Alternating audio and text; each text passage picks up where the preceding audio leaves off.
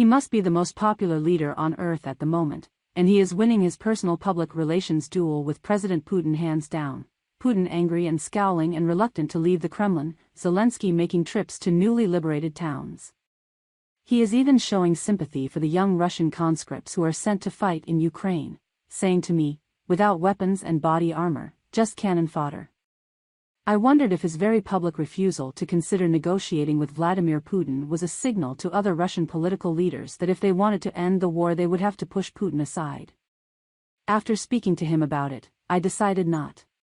He doesn't seem to have the slightest interest in Putin as a person, and has no respect whatever for him as a war leader who micromanages the fighting in angry calls with his generals.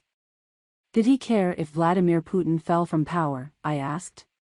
Zelensky blew out his cheeks and shook his head. Not in the slightest, he said. John Simpson, Zelensky strikes all the right notes.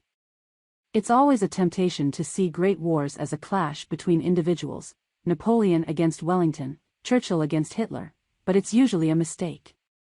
There's vastly more going on in a war across continents than simply a duel between two people. But Vladimir Putin's invasion of Ukraine does have the genuine flavor of a personal battle. It was very much his own idea, hatched with a group of 3 or 4 officials and generals at a time when Russia was cut off by COVID, even though by now, nearly 8 months after it began, millions of lives in Russia and Ukraine have been damaged by it. And one man has risen to prominence because he's opposed it with extraordinary success. Volodymyr Zelensky is a quiet, charming, unassuming man. He's famously an actor by profession, and played the part of the president of Ukraine on television long before he was elected to the actual job. Maybe, of course, the quiet charm and the apparent lack of assumption are part of the act. You'd need to know him a great deal better to be able to be sure about that. My guess is not, though. Zelensky seems pretty much as he appears, and like a lot of actors he has a clear-sighted appreciation of himself and the limits of his abilities. In the presidential palace, where the main staircase is defended by sandbagged emplacements and you can't even take a watch with you if you're a visitor, Zelensky's trademark dark green t-shirt seemed to fit in perfectly. Whichever of his top officials suggested that he should appear on television wearing that during the frightening days of February and March, when the Russians were very close and the streets of Kiev were full of the rust-colored steel tank traps called hedgehogs, deserves a special award. Zelensky struck precisely the right note: tough, dressed down, practical and ready for a fight. In those days, most of Ukraine's friends abroad were certain that the Russians would carve their way through to central Kiev in no time. It was a sign of Zelensky's toughness of character that he announced he was staying, whatever happened. His ability to continue striking the right note has lasted for 8 months. A few days ago, though, he got something wrong, and seemed to be calling for a preemptive strike to stop Russia using its battlefield nuclear weapons, relatively small-yield bombs that would have an appalling effect locally, but would be fairly limited in the damage they did over a wider area. Zelensky's words weren't well chosen, and they handed Moscow an easy win for a few hours.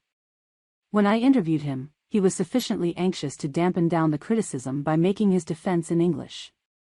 He meant, he said, preemptive sanctions which the West should impose on Russia to dissuade President Putin and his generals from opening up Europe's first nuclear war. Well, maybe.